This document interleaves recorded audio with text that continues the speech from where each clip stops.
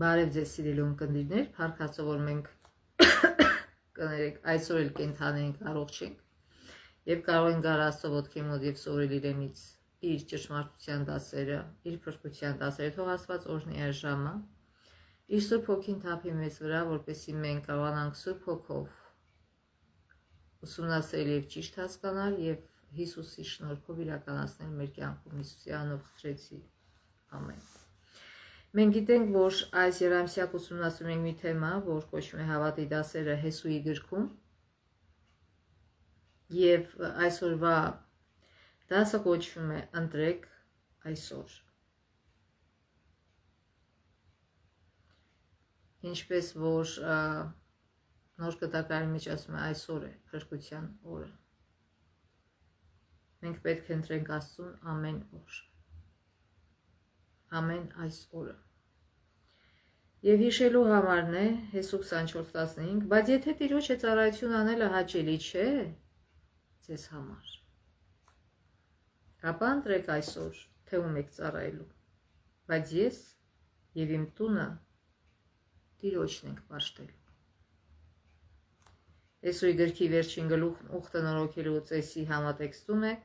սակայն այս անգամ այն վարում է Իսրայելի տարեց առաջնորդը։ Հեսուն մոտ է իր կյանքի ավարտին, տեսադաշտում չկա մեկ, ով կարող է զբաղեցնել նրա տեղը, ուխտի նորոգումը Իսրայելին հիշեցնում է, որ իրենց թագավորը հենց ինքը Աստված է, եւ եթե հավատալի մնան նրան, կվայելեն նրա պաշտպանությունը։ Իսրայելը մարդկային թագավորի կարիք չունի, որպես աստվածապետական ազգ, նրանք պետք է մշտապես հիշեն, որ իրենց միակ թագավորը Տերն է։ Եվ եթե այսօր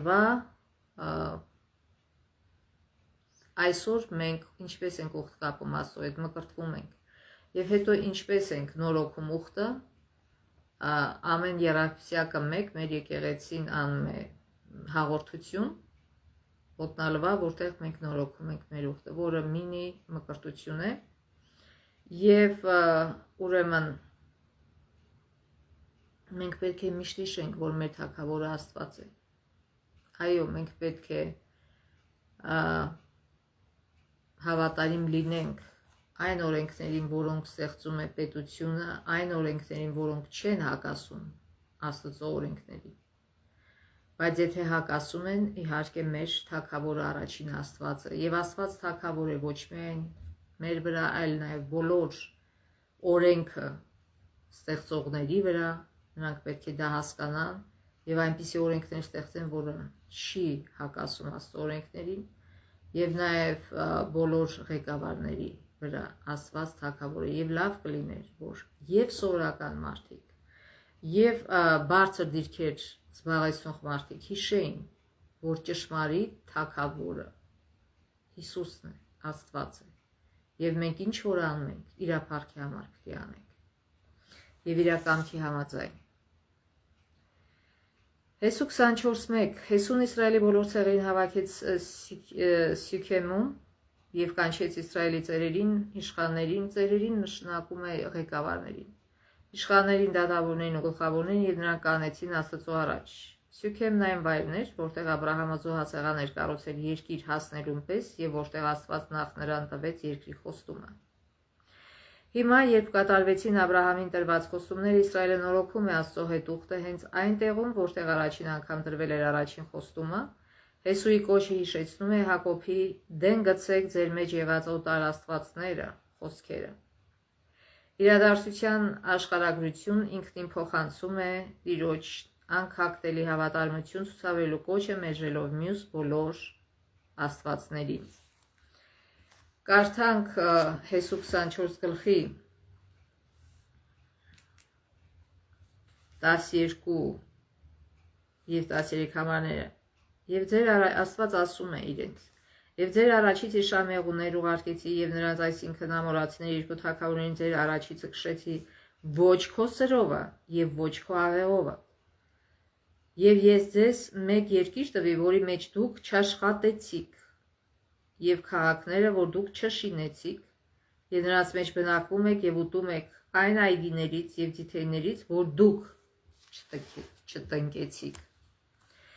Աստված է անցյալը վերանայելու հիմնական թեման։ Վերցրեցի, տվեցի, ուղարկեցի, բնաջնջեցի, արեցի, հանեցի, ազատեցի եւ այլն։ Իսրայելը պատմության գլխավոր հերոսը չէ, այլ օբյեկտն է։ Աստված է, ով ստեղծել է Իսրայելը եւ ընդհանրապես մարդուն։ Եթե Աստված չմիջամտեր Աբրահամի կյանքի, նրան կծառային նույն կուռքերին։ Այսինքն ի՞նչն էր իմաստը Իսրայելի ստեղծելու, որ լիներ մի ժողովուրդ, որ ոչ թե կուռքերին է ծառայում, ինչպես բոլոր մնացած ազգերը, այլ ճշմարիտ Աստծուն։ Եվ եթե այս ազգն էլ, որ Աստված ընտրել էր, որ իրենք ցույց տան ինչ է նշանակում ճշմարիտ Աստծուն ծառայել, եւ եթե այդ ազգն էլ հրաժարվում է ծառայել Աստծուն, այլ նորից ծառայում է կուռքերին, ինչ է դուրս գալիս,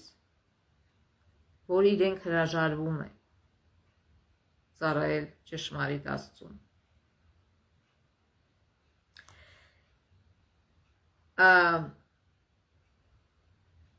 Իսրայելի որպես ազգ գոյությունը ոչ թե նրա նախնիներից որևէ մեկի արժանիքն է, այլ Աստծո շնորհի բացառիկ գործը, եւ դա նույնը վերաբերում է մեզ։ Մեր նախնիները կապ չունեն մեր փրկության հետ։ Աստված է, որ կամենում է ամեն մի մարդու տալ կյանք եւ նաեւ փրկություն։ Եվ մեր ընտրությունից է կախված մենք ընդունում ենք այդ փրկությունը թե ոչ։ Այն փաստը, որ իսրայելցիները բնակություն են հաստատել երկրում բարձրանալու առիթ չէ, այլ հենց այն պատճառն է, թե ինչու նրանք պետք է ծառայեն Աստծուն, եւ մեր համար բարձրանալու առիթ չէ, եթե մենք գտնվում ենք եկեղեցում եւ մանավանդ ճշմարիտ եկեղեցում։ Այլ ինչ է առիթ, որ մենք ծառայենք Աստծուն, ինչ է նշանակում ծառայել Աստծուն, տեղյակ պահել մյուս մեր աշխարհի մեջ գտնվող քույրեր ու եղբայրներին, որ կա գոյությունի ճշմարիտ Աստված։ Եվ եթե մենք ուզում ենք ազատվել այս տառապալից կյանքից, մենք պետք է ընդունենք Աստծուն որպես մեր փրկիչ, ազատվենք մեր մեղքերից, ապաշխարենք։ Սա է խնդիրը կանած այսօրվա հավատացյալի, այսօրվա եկեղեցու առաջ։ Եթե եկեղեցին չի անում դա, ուրեմն ինչի, որն է իր գոյության նպատակը։ Եվ նույնը Իսրայելը ստեղծված էր դրա համար, որ ճշմարտությունը տարածեր ուրիշ ազգերին, եւ նա չկարողացավ դա անել։ Այո, առանձին մարդիկ արեցին, առանձին մարդիկ դարձի եկան, ընդունեցին ճշմարիտ Աստծուն, բայց ընդհանուր առմամբ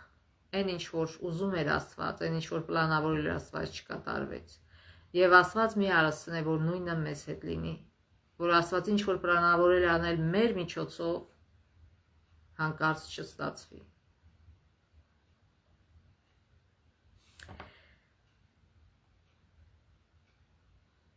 Ուրեմն Շյուքեմի հայրերն ու այս սերունդը դիտվում են որպես մեկ միասնություն։ Հեսուն փորձում է ցույց տալ այն, ինչ Մովսեսն արդեն հաստատել էր։ Տերը ուխտը չի կապել միայն հայրերի հետ, այլ բոլոր նրանց հետ, ովքեր ներկա են Հեսուի ելույթի պահին։ Այնտեղ այդ պահին ներկա գտնվողների ճնշող մեծամասնությունը չի մասնակցել երգին։ Նրանք ոչ բոլորն էին քորեվում, սակայն Հեսուն ասում է, որ նրանք բոլորն այնտեղ էին։ Մի խոսքով անցյալի դասերը յուրաքանչյուր նոր սերունդ պետք է յուրացնի։ Աստված, ով գործել է նախնիների համար անցյալում, պատրաստ է գործել նաև ներկա սերնդի համար։ Այսինքն հերիք չի, որ իմ պապաս, իմ մամաս հավատացյալ են։ Ես իրանց հավատքով չեմ փրկվի։ Ես ինքս պիտի այդ հավատքը ձեռք բերեմ։ Ես ինքս պիտի ճանաչեմ ճշմարիտ Աստծուն։ Ես ինքս պիտի ընտրեմ ընդունել եւ ծառայել ճշմարիտ Աստծուն ամբողջ սրտով, հոգով եւ մտքով։ Ամեն մի սերունդ, ամեն մի մարդ պետք է իր ուխտը նորոգի Աստծո հետ։ Այսինքն պետք է առաջին ուխտ կապի Աստծո հետ եւ հետո ժամանակ նորոգի։ Եվ կարդանք Հեսու 24:14-15-ը։ Եվ հիմա դուք Տերիցը վախեցեք եւ նրան հավատարմությամբ եւ ճշմարտությամբ ծառայություն արեք եւ դեն գցեցեք այն աստվածները կամ չաստվածները, որոնց ձեր հայրերը գետի այն կողմին եւ Եգիպտոսի մեջ ծառայություն արին։ Եվ Տիրոջը պաշտեցեք։ Բայց եթե Տիրոջը ծառայություն անելը ձեզ անհաճո է, ընտրեցեք այսօր ձեզ համար, թե որն եք պաշտելու կամ ումն եք պաշտելու։ Գետի այն կողմին ձեր հայրերի պաշտած աստվածները, թե ամորհացիների աստվածները, որոնց երկրի մեջ դուք բնակվում եք, բայց ես եւ իմ տունը Եհովային ենք պաշտելու։ Այսքանեն աստվածներին էին պաշտում եւ այդ աստվածներին պաշտելու համար է, որ ես նրանց դուրս վռնդեցի եւ ձեզ թույլ տվեցի, որ այստեղ բնակվեք։ Եվ եթե դուք էլ ընտրեք այդ չաստվածներին ծառայելու, դուք էլ դուրս կվռնդվեք։ Այսինքն թողնել Աստծուն եւ ընտրել չաստվածներին, կուրքերին, դա կատարյալ հիմարություն է։ Հեսուի կոչը հստակ արտահայտում է այն փաստը, որ Իսրայելը պետք է որոշի կամ առաջին հավատարիմ մնալով պահպանի իր եզակիությունը եւ ապրի երկրում կամ կրկին հետընթաց կատարի եւ դառնա կռապաշտ ժողովուրդներից մեկը, չունենալով հստակ ինքնություն, նպատակ կամ առաքելություն, ընտրություն իրենցն է։ Նույնը այսօր վերաբերում է յուրաքանչյուր հավատացյալի ընտրությունը մերն է։ Արդյոք մենք հավատարիմ կմնանք Աստծուն, թե կնմանվենք մյուսներին, ում կյանքը եւ խոսքերը ցույց չեն տալիս, որ իրենք ճանաչում են Աստծուն։ Հեսուի կոչը երկու նպատակ ունի։ Իսրայելը պետք է վախենա Տիրոջից եւ նրան ծառայի հավատարմությամբ եւ ճշմարտությամբ։ Տիրոջից վախենալը չի նշանակում ապրել մշտական ահուդողի եւ զգացմունքային անապահովության մեջ։ Դա ավելի շուտ վերաբերվում է հարգանքին ու ակնածանքին, որոնք բխում են մի կողմից Աստծո անգերազանցելի մեծության, սրբության ու անսահմանության, մյուս կողմից մեր փոքրության, մեղավորության, մեղսավորության ու սահմանափակության ճանաչումից։ Աստծուց վախենալը նրա պահանջների մեծության մշտական գիտակցում է, ընդունելը, որ նա ոչ միայն մեր երկնային հայրն է, այլև մեր աստվածային թագավորը։ Նման գիտակցությունը կհանգեցնի Աստծուն հնազանդ կյանքի։ Թեև վախը նկարագրվում է ներքին վերաբերմունք, որը պետք է բնութագրի ճշմարիտ հավատացյալին, Աստծո հանդեպ ակնածանքի գործնական արդյունքը ծառայությունն է։ Ուրեմն Աստված ուզում է, որ մենք ծառայենք իրեն ինչպես հավատարմությամբ եւ ճշմարտությամբ։ Հավատարմություն բառը զոհաբերվող կենդանու կատարելությունը նկարագրելու համար է, իսկ ճշմարտություն բառը ընդհանուր առմամբ նշանակում է հաստատունություն ու կայունություն։ Այն սովորաբար վերաբերում է Աստծուն, ում բնորոշվում է Իսրայելի հանդեպ դրսևորվող հավատարմությամբ կամ հավատացյալի հանդեպ դրսևորվող հավատարմությամբ։ Հավատարիմ է համարվում այն մարդը, որ հուսալի ու վստահելի է։ Ըստ էության Հեսուն Իսրայելին խնդրում է Աստծո հանդեպ դրսևորել նույն հավատարմությունը, որն Աստված դրսևորել է իր ժողովրդի հանդեպ նրա պատմության ընթացքում։ Եվ մեր կյանքի պատմության ընթացքում Աստված հավատարիմ է եղել մեզ, եւ մենք էլ պետք է նույն հավատարմությամբ պատասխանենք Աստծուն։ Դա ոչ միայն պահանջների արտաքին համապատասխանությունն է, այլ այն, ինչ բխում է սրտի ներքին ամբողջականությունից, նրանց կյանքը պետք է Աստծո հանդեպ երախտագիտություն արտացոլի այն ամենի համար, ինչն արել է իրենց համար։ Ըստ էության նույնը պետք է լինի մեր վերաբերմունքը Հիսուսի հանդեպ։ Որպես ճշմարիտ ու հավատարիմ առաջնորդ, Հեսուն հարգում է իր ժողովրդի ազատ կամքը եւ կամենում, որ Իսրայելը Տիրոջը ծառայի ազատ ընտրությամբ, ոչ թե հարկադրաբար։ Հենց դա էր ընտրել բայի նպատակային օգտագործումը։ Այսինքն, Իսրայելը ազատ է ոչ ասելու Յահվեին կամ ճշմարիտ Աստծուն իրենց աստվածային ընտրությունից հետո, սակայն դա անիմաստ ու անհեթեթ կլինի։ Իսրայելը կարող է այո ասել Աստծուն եւ շարունակել ապրել, կամ կարող է երես թեքել նրանց եւ դադարել գոյություն ունենալուց, եւ նույն ընտրությունը մեր առջեւ է կանած յուրաքանչյուր մարդու առջեւ։ Աստվածաշունչը Հովհաննես 3:16 ասում է. Աստված իր որդուն տվեց, որպեսզի ամեն նրան հավատացողը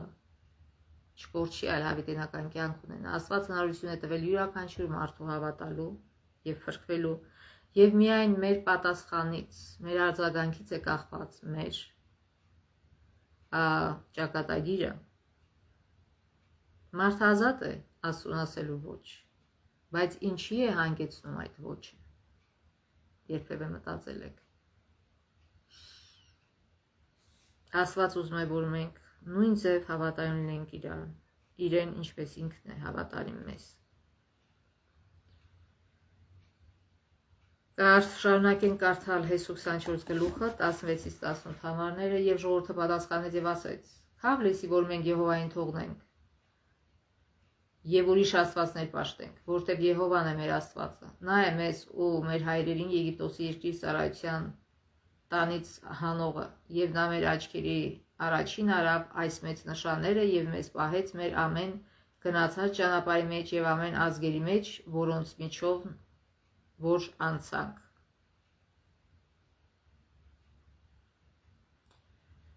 Ուրեմն մարդիկ ասում են, որ այո, մենք կծառայենք Աստծուն, եւ հետաքրքիր է, որ կարծես թե դա պետք է ուրախացներ Հեսունավեին, եւ կարծես թե ինքը պետք է քաջարեր իրենց եւ ասեր ապրեք, որ այդպես եք ասում, բայց Հեսունավեն լավ գիտեր, որ խոսքերը դատարկ են, որ գործերն են, որ կարևոր են։ Հեսունավեն լավ հիշում էր, թե ինչպես առաջին սերունդը ասեց, այո, մենք կծառայենք Աստծուն, բայց հետո մի քանի օրից դրեցին ոսկի հորթը ու սկսեցին գարշելի հեթանոսական սովորություններով պաշտել այդ ոսկի հորթին։ Հեսունավեն այդ բոլորը լավ հիշում էր, եւ Հեսունավեն լավ գիտեր, նկատում էր, որ իրենց մոտ ունեն պահած կուռքեր եւ գաղտնի պաշտում են այդ կուռքերին։ Եվ դրա համար էր, որ Հեսունավեն ոչ թե իրանց ասաց ապրեք, ինչ լավ եք խոսում, ասում եք հականենք։ Հեսունավոն ուզեցավ հասկացնել, որ Աստված լավ գիտի, որ դիգիրոք հավատարիմ է, որ խոսքով չի հավատարմությունը, այլ գործով է։ Ինչ պատասխանեց իրանց Հեսունավեն, ասեց 24 գլուխ 19-ից 21-ը։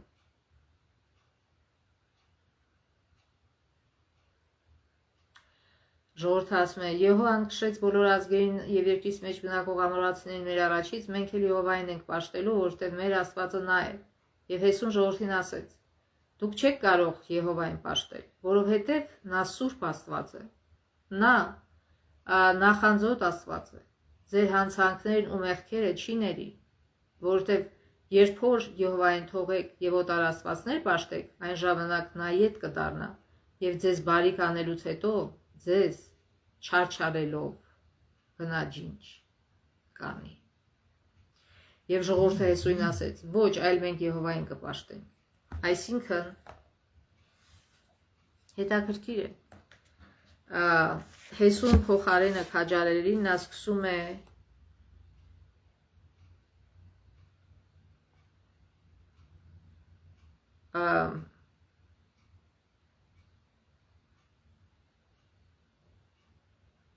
ինչ անել։ Ուզում է տեղեկացնել որոշ բաների մասին։ Ուզում է ասել, դուք չեք կարող ծառայել համ այդ կուռքերին, որ գաղտնի իմաց ծառայում եք, համ էլ Աստծուն։ Դուք պետք է ապաշխարեք, հրաժարվեք, թողնեք այդ ամեն ինչը։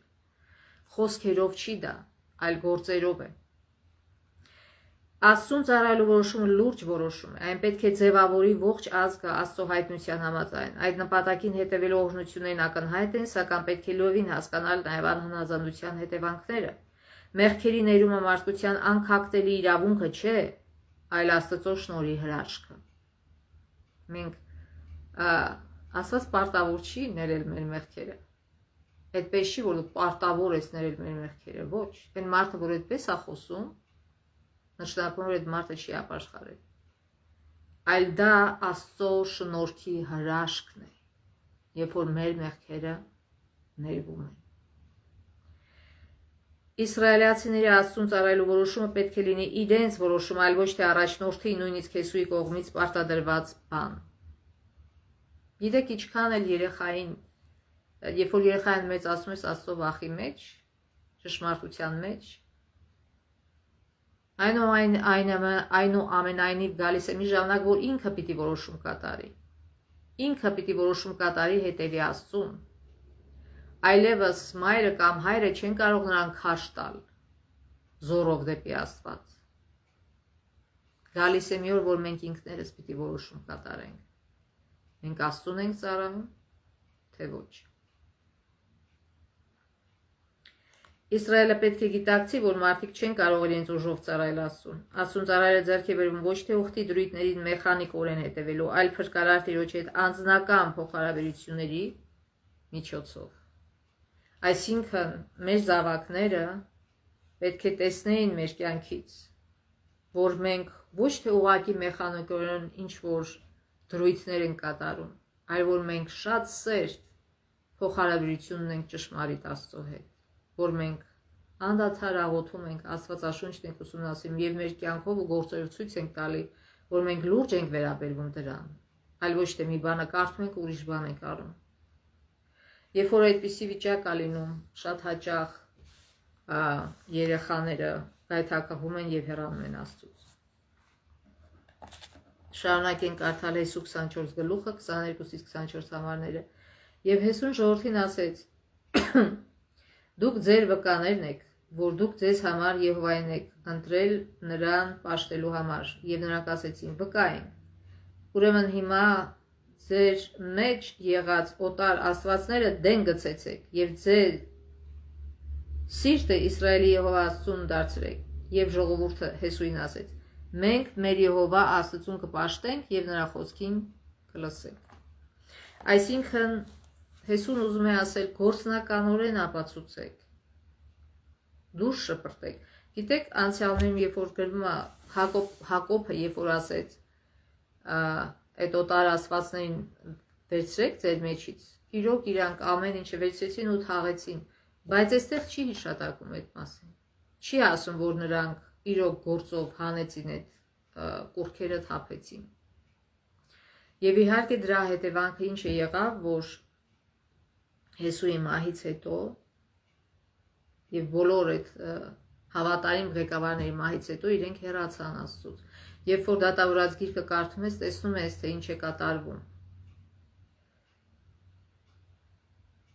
Կռապաշտության սպառնալիքը տեսական բնույթ չի կրում։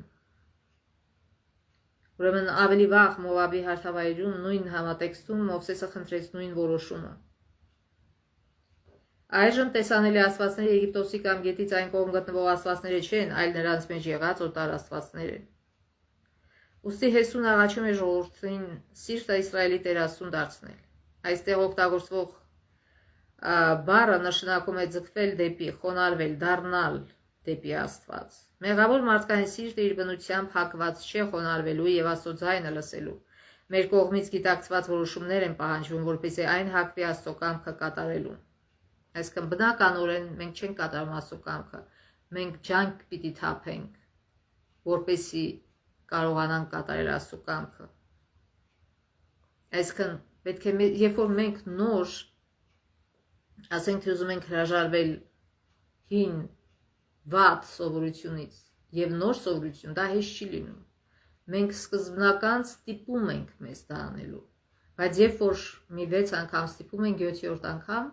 արդեն բնականորեն են կատարում։ Նույնը վերաբերվում է ճիշտ կյանքին, այսինքն նույնը վերաբերվում է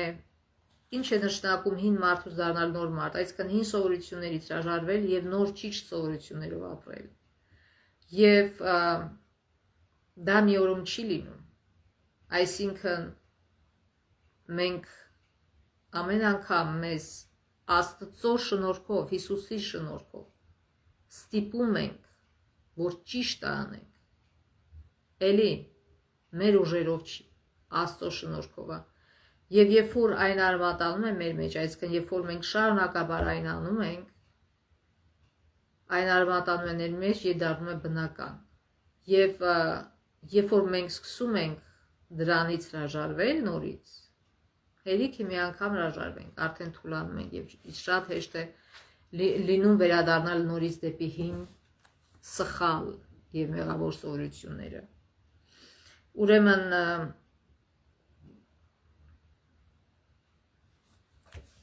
իսրայելացիները պատասխանեցին, որ կլսենք Աստծոյին, եւ ուխտը Տիրոջ հետ կենթանի հարաբերությունների մասին է, որը չի կարող ամբողջությամբ արտահայտվել միայն կանոնակարգերով։ Իսրայելի կրոնը երբեք նախատեսված չէր օրինական լինելու, այսինքն օրինապահական, այլ դա պետք է լիներ հավատի ու սիրո մշտական զրույց սուրբ եւ ողորմած Փրկչի հետ։ Եվ այդ ժամանակ օրենքին հետևելը ոչ թե կապանք է դառնում, այլ բնական։ Նույնիսկ Տիրոջը ծառայելու ժողովրդին եռակի խոստումից հետո, որ ենթադրում է ինչպես պատվել էր Հեսուն, օտար աստվածների հեռացում նրանց միջից ոչ մի տեղեկություն չկա, որ դա իրականում կատարվեց։ Ամբողջ գրքում սովորական պրակտիկա էր գրանցել կամ հաղորդել այն դեպքերը, երբ կատարվել են Հեսուի կամ Մովսեսի պատվերները, ընդգծելով դրանք որպես հնազանդության օրինակներ։ Այժմ գրքի վերջում հնազանդության վերաբերյալ զեկուցում չկա, ուստի Հեսուի պատվերը մնում է չլուծված ու անպատասխան, այսինքն մնում է բաց։ Գրքի կենտրոնական կոչը Տիրոջը ծառայելու վերաբերյալ ոչ միայն Հեսուի սերնդի, այլև Աստծո ժողովրդի յուրաքանչյուր նոր սերնդի համար է, որը կկարդա կամ կլսի այս պատգամը։ Գիտեք, այսօր մենք կարող է չունենք իբր թե չունենք կուռքեր, բայց լիքը կուռքեր ունեն մարդիկ։ Փառքը, փողը, ինչպես միշտ ասում ենք, նորից կրկնենք։ Մեր եսը, շատ կանայք պաշտում են իրենց արտաքինը, սիրահարված են իրանք իրենց, եւ ավելի շատ ժամանակ ու փող են ծախսում իրենց արտաքինի համար, քան թե որ, ինչպես Աստվածաշունչն է գրում, որ զարդարեք ձեզ բարությամբ եւ բարի գործերով։ Եվ երբ որ Հիսուսը գա, ինքը չի հարցնի, թե ինչպիսի արտաքին դու ունեիր, այլ կհարցնի, ես սոված եի, դու ինձ կերակրեցիր, ծարավ էի, ջուր տվեցիր, մերկ էի, հագցրեցիր եւ այլն։ Հիվանդ էի, դու իմ մասին հոգ տարար։ Սա է, որ հարցնելու մեզանից Հիսուսը։ Ոչ թե արդյոք քո արտաքինը անարատ է, կամ դու քանի հատ հետևորդ ունես, կամ դու ինչքան փող ունես։ Այդպիսի հարցեր Հիսուսը չի տալու։ Հիսուսը ըստ էության հարցնելու թե ինչպես դու օգտագործեցիր այդ փողերը, ինչպես օգտագործեցիր քո կյանքի ժամերը։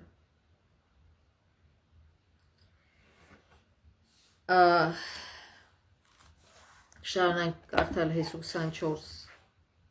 գլուխը 20-ից 33 համարները։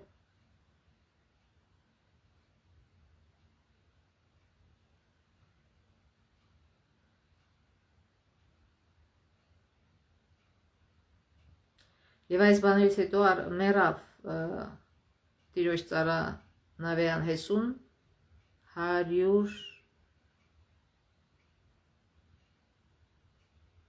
110 տարեկան, եւ նրան թաղեցին իր ժառանգության սահմանի մեջ։ Եվ Իսրայելը Տիրոջը պաշտեց Հեսուի բոլոր օրերում եւ այն ծերերի բոլոր օրերում, որ Հեսուից հետո ողջ մնացել էին, այսքան ղեկավարների, եւ որ Իսրայելի համար Տիրոջ արած ամեն գործքերը գիտեին։ Եվ ասում է Հովսեփի ոսկորները, որ Իսրայելի որդիքը Եգիպտոսից հանել էին, թաղեցին Սյուքեմի մեջ ագարակի այն մասումը, որ Հակոբը ծախողարել էր Սյուքեմի հոր Եմովրի որդիներից։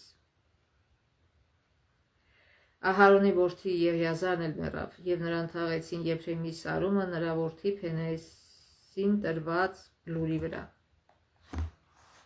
Գիտեք, այսօր էլ, երբ որ ամեն մի ղեկավար մահանում է, արդյոք այս ամենը կարելի է ասել, որ այս ղեկավարի օրոք մարդիկ սկսեցին ճանաչել Աստծուն, մարդիկ սկսեցին հետևել Աստծուց, որովհետև ղեկավարի օրինակը շատ կարևոր է։ Մարդիկ նայում են իրենց ղեկավարին։ Ճիշտ է, մարդիկ պիտի նայեն Հիսուսին, բայց իրենք պատկերավոր մի բան է։ Եվ եթե իրենց ղեկավարը ձգտում է միայն աշխարհիկ փառքի, փողերի, հարստության եւ իր փորը լցնելու, մարդիկ էլ նայելով նրան կրկնում են նույնը։ Եվ այդ ղեկավարները պատասխան են տալու Աստծո առաջ, թե ինչպես օգտագործեցին իրենց դիրքը, իրենց ազդեցիկությունը մարդկանց կյանքը եւ վիճակը բարելավելու համար, թե հակառակը։ Եվ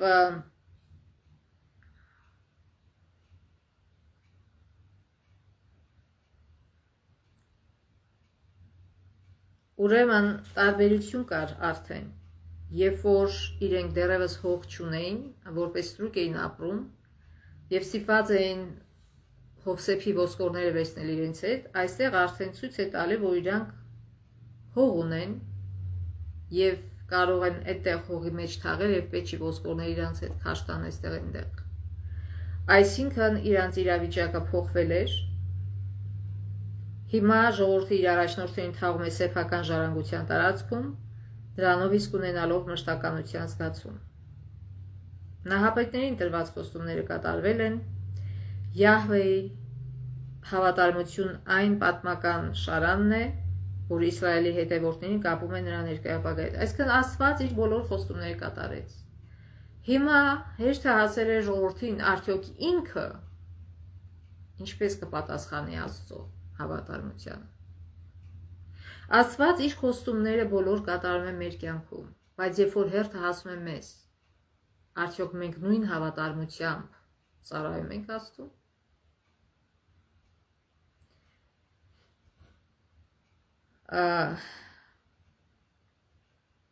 Canterbury նախկին arczepiskopos Lord George Carey Shrewsbury Սուրբ Երրորդություն եկեղեցում հնչեցրած բացման խոսքում հայտարարեց, որ անգլիկան եկեղեցու անհետացմանը մեկ սերունդ է մնում։ Եվ դա ճշմարիտ է ոչ միայն անգլիկան եկեղեցու համար, այլ յուրաքանչյուր եկեղեցու համար, յուրաքանչյուր սերնդի համար։ Այսինքն ամեն մի սերունդ պետք է ինքը նորոգի ուխտը։ Ամեն մի մարդ պետք է ինքը ընտրություն անի։ Փրկությունը անհատական է։ Փրկությունը չի լինում ընտանիքով, չի լինում ազգովի, չի լինում թաղով։ Փրկությունը անհատական է։ Ամեն մարդ ըստ իր հավատքի է փրկվում։ Եվ կախված է նրանից, թե ամեն մի մարդ ինչ ընտրություն է կատարում, արդյոք նա նորոգում է իր հավատը, նորոգում է իր ուխտը Աստծո հետ։ Դրանից է կախված ամբողջ այդ եկեղեցու վիճակը։ Եվ դրանից է կախված արդյոք անհետանում է հավատքը, թե դեռ մնում է։ Այսինքն մենք պետք է մեզ տանք այս հարցերը։ Ապագան կախված է նրանից, թե ինչպիսի պատասխաններ կտրվեն ապագային վերաբերվող բազմաթիվ հարցերին։ Ո՞րն են այդ հարցերը։ Արդյոք մենք հավատարիմ կմնանք Տիրոջը, կկարողանանք շարունակել մեր ծառայությունը ամբողջ երկրի համար, ուրիշ մարդկանց համար, կկարողանանք կառչել Աստծուց ու չընկնել կռապաշտության մեջ։ Նորից այսօր տեսանելի կուռքեր չկա, չնայած տեսանելի կա, բայց անտեսանելի կուռքերը ո՞րն է։ Փողը, հարստությունը, փառքը, մեր ստամոքսը, մեր եսը, մեր արտաքինը, լիքը կուռքեր կա այսօր։ Երբ որ նայում ես ինտերնետում, թափված է։ Լիքն է։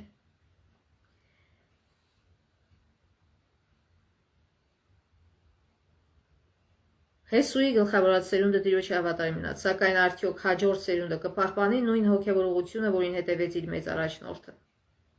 Այսօր եկեղեցու ղեկավարը կարող է հավատարիմ լինել Աստծուն, քո մաման, պապան կարող են հավատարիմ լինել Աստծուն, բայց քեզնից է կախված, քո որոշումից է կախված, դու հավատարիմ կլինես թե ոչ։ Աստծո ժողովրդի յուրաքանչյուր հաջորդ սերունդ կարդալով Հեսուի գիրքը պետք է բախվի այս նույն հարցերին։ Նրանց հաջողությունը կախված է այն պատասխանների բնույթից,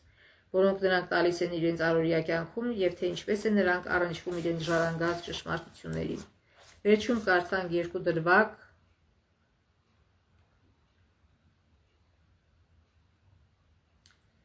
ժամանակների նշաններ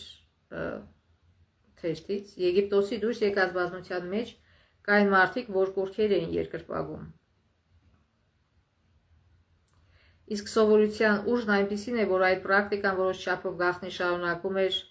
նույնիսկ Քանանում բնակություն հաստատելուց հետո։ Հեսուն գիտակցում էր իսրայելացիների այս շարիքը եւ հստակ պատկերացնում էր, թե ինչ վտանգներ կարող է բերել այն։ Նա անկեղծորեն ցանկանում էր տեսնել իր ժողովրդի կատարյալ բարեխ փոխումը։ Նա գիտեր, որ եթե մարդիկ